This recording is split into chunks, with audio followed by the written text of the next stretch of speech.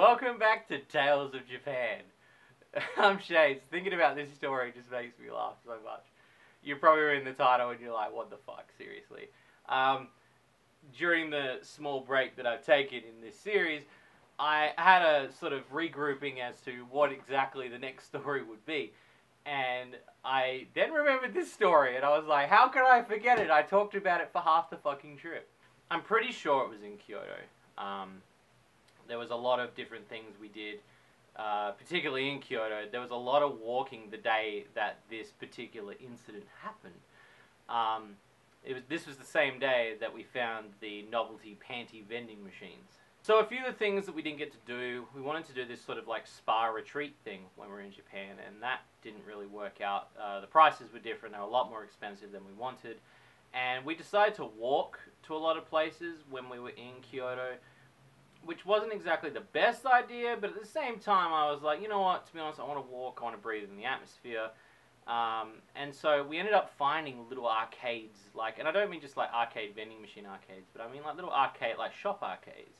And we did find some arcade vending machines and stuff like that. And usually down the back streets of these places, you'll find little shops. And some of these shops are just filled with gold. They're filled with gold. As somebody who is a retro video game collector, if you don't know, I love collecting retro video games. A lot of people think I'm just a pervy nut. Off camera, I love collecting retro video games. It's my passion. It's my hobby. And going into this store was just it was pretty cool. It from the outside looked like a bookstore. They had little trolleys out the front with like mangas and stuff in there, but all the windows were kind of closed off. But they had some stuff on the windows that indicated that there was video game elements or there was something in there that piqued my interest. And I was thinking, look, I want to go in there.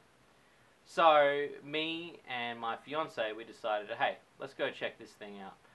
I don't know if I've described this in any other of the previous episodes or in any of the vlogs or anything I've done, but the shelving in Japan is like this. It's crazy tight.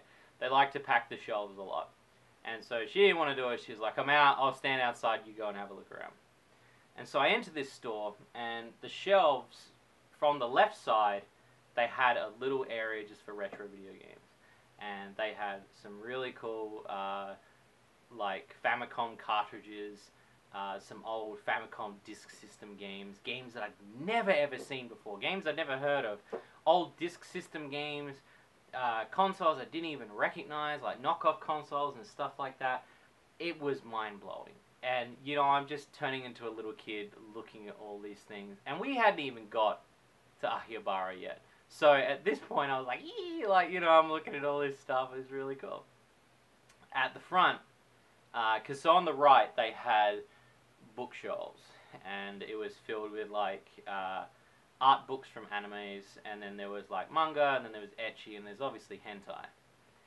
And the weirdest thing they also had in the back was they had porn from like the 70s and 60s. I don't know why they had that. They had everything in this fucking store, but they had a little section for that in the back. And so at the front, it was just crammed to the shithouse with stuff. So like, there's these two Japanese men sitting at the front, and they're obviously they're doing their thing. I don't know, they're like putting price tags on stuff, and they've got mountains of stuff. Now I'm talking like a mountain of stuff. I'm not joking when I say that.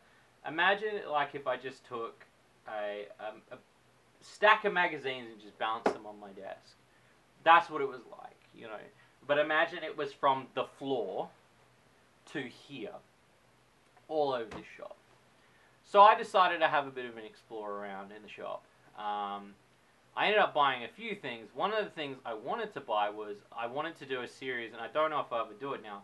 I wanted to see the difference in ecchi books that were found between 7-Elevens versus actual bookstores versus actual ecchi stores. And I thought it was a really cool idea at the time. I don't know if I'll ever get around to doing it, but I was intrigued that 7-Elevens had this sort of thing, you know, just right next to the fucking sandwiches, you know. It's getting funny, don't worry. Just strap yourselves in it. It's going to get really funny. So I'm in the back, and I was like, look, their books were so cheap. I was like, I'll get an ecchi book. I'm Shades. I'll get an ecchi book. And so I was looking through some of the racks, and one of the I can imagine it now. Fuck, it was so funny. There was a rack of books, and there was a stack of books. And I picked one book up, and I thought, I like this book. And as I picked it up, the whole stack of magazines, and I'm not talking like a desk height, I'm talking the top height went like this, like a demolition, and just on the other side, like if that was the books, there was a dude right. And so I'm like, if I imagine that this like pad is like, so I've grabbed the book and I'm like, as he has collapsed upon you, he's gone.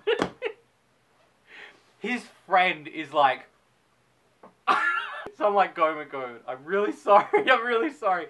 I go to the counter, I just put the book on there, and I'm like, here goes the money, and he's like quickly changed it. The guy, it's like on the floor, and there's like a couple of hands. He's climbing out the ecchi. He's climbing out like, he was trapped. It was like the Japanese version of 127 Days Later. He was fucking trapped under this ecchi. Mate, it's like, better make the sale. The look that they shot me, though, was like, goddamn, like, this Australian who's just killed my friend. Porn. Get out the store.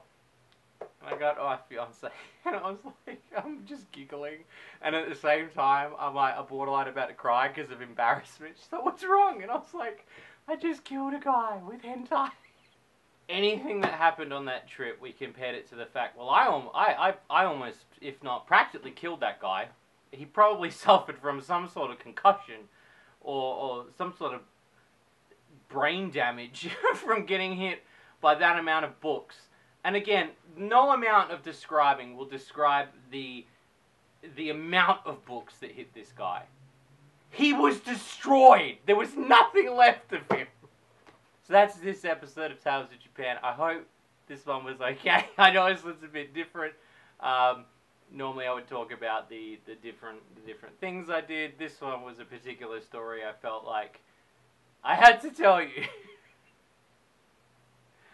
So yeah, and if you want to ask me anything about Japan, leave it in the comment box below. I'm Shades.